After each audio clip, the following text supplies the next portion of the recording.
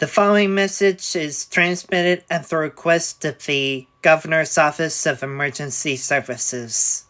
At this time, a general emergency has been declared due to the massive 9.3 megathrust, followed by an enormous tsunami that destroyed the power plant.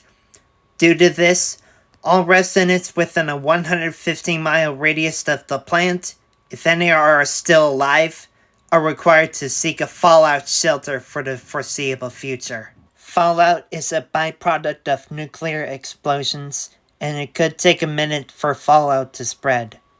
Those impacted by the blast shall have at least 21 days worth of supplies, including a hand-cranked or battery-powered radio with them with extra batteries.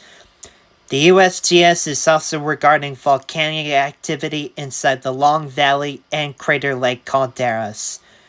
Volcanic eruptions cannot be ruled out, however, and there could be dire consequences if an eruption does occur. This is a life-altering situation and shall not be ignored. Anyone within these areas should take immediate steps to secure their properties, and anyone within 300 miles of the calderas are under a voluntary evacuation order. It could become mandatory if eruption confidence is increased of those calderas. Tie a white towel to your mailbox to show authorities that you've left the area, and it could be a possibility that could be no home to return to.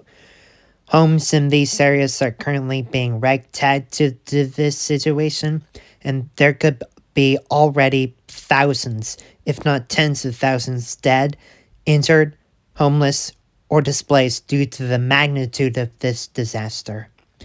You should tune in to local news resources, and updates to this catastrophic situation.